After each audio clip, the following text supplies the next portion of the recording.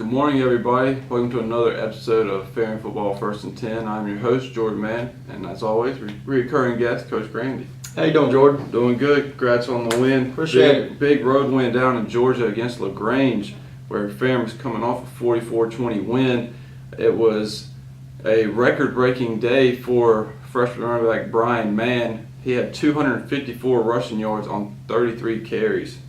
In the process, he went over the 1,000-yard mark on the season, and with that performance, he has now received his 6th Rookie of the Week honors for the season out of 7 weeks.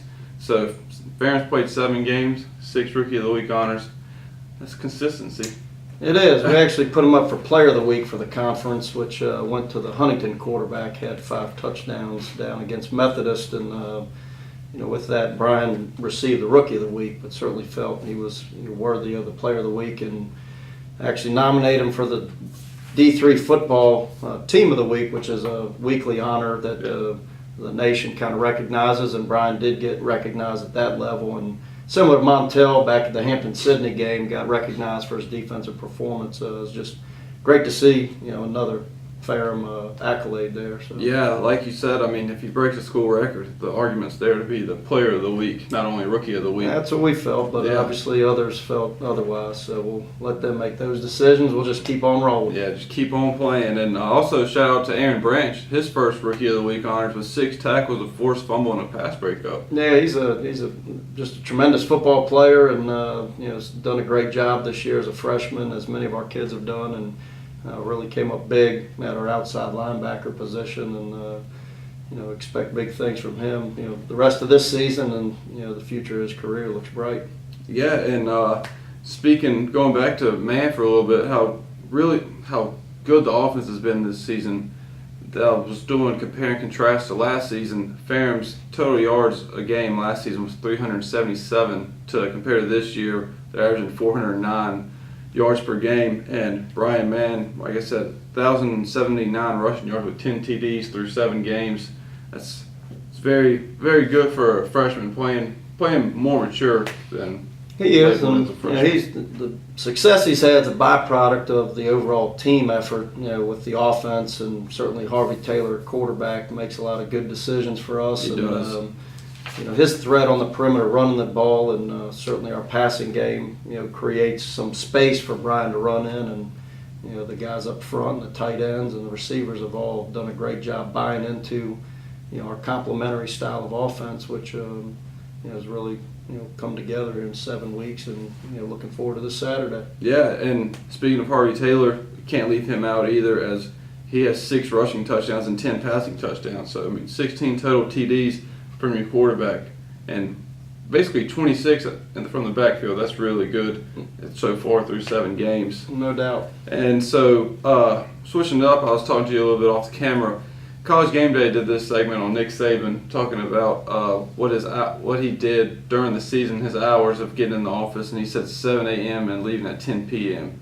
So my question is to you, what is your daily grind throughout the season? Well, this profession's more of a lifestyle, not a job, and you got to own it, and it's something that takes time to do the things that you do, and but it's 7 days a week. We come in on Sundays at 1 o'clock and get some family time in the morning, and get to go to church, and we'll be in here till 9 o'clock Sunday, and we lift with the team Monday through Thursday. Our travel team goes Monday and Wednesday mornings at 6 a.m.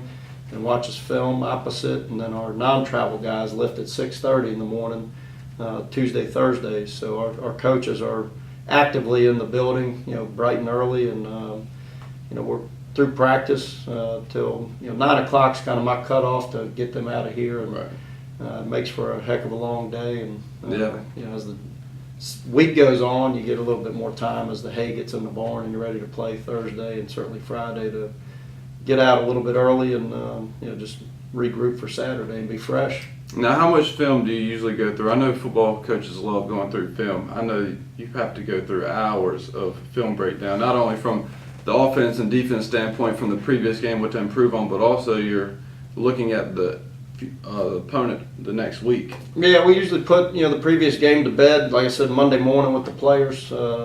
we have a team meeting, but there's constant film viewing, our practice film. Monday evenings, Tuesday, Wednesday, our coaches stay till that 9 o'clock window and watch that film that we just created on the practice field, and then throughout Sunday and into the work days, obviously you're analyzing situational things and the opponent coming up to try to create your game plan. Yeah, I mean, it's done a magnificent job so far for Ferrum. Like I said, they're 4-3, and now they're 2-2 in the USA South. And looking ahead to this week, it's homecoming week, so a lot of Ferrum alum will be here this weekend as Ferrum will take on Methodist, who is coming in 1-4 and 0-2 in the USA South. Methodist is coming off a 47-14 loss at home against Huntington, where the Huntington QB, like you said, had 5 touchdowns. And Ferrum and Methodist have played each other 19 times so far. Ferrum holding an 11-8 series lead. The last win for Ferrum was last year, a 32-31 nail biter, and Methodist's last win was in 2014, 42-7. But hopefully, homecoming week, Ferrum coming off a great road win, a tough road win at LaGrange. I don't care what anybody says, when you travel on a charter bus that many hours and then you have to get up and play, that's tough for any team. Yeah, it is, and we had a great trip, and our guys were locked in. That's your second longest trip too, because Huntington, you played at Huntington earlier. We did, and had a good trip down there. Didn't finish it the way we did Saturday, but our guys have traveled well. They've responded to week-to-week adversity, and had a cool trip. I played football at Salisbury with Dan Quinn, the head coach of the Atlanta Falcons. Yeah, I saw that. I saw they did a walkthrough at Atlanta. Yeah, I was able to set something up late spring, early summer. I contacted him, knowing our trips going down through Atlanta, and thought it'd be a neat experience for our guys to get in an NFL facility. And fortunately, we were able to coordinate that, and good to catch up with him for a few minutes. He stopped by to say hello as we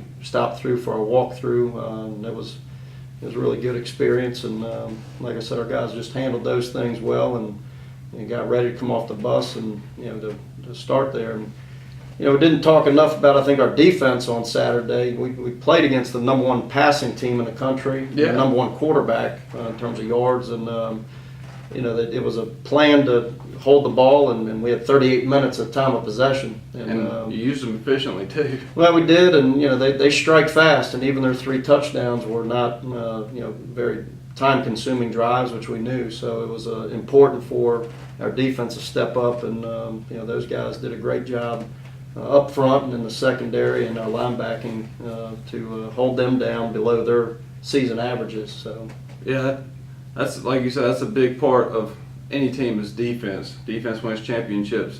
So hopefully Ferrum will be clicking on all cylinders coming in this week at versus Methodist at homecoming. I'm Jordan Mann. As always, Coach Rob Grande, thank you so much. No Tune problem. in next time.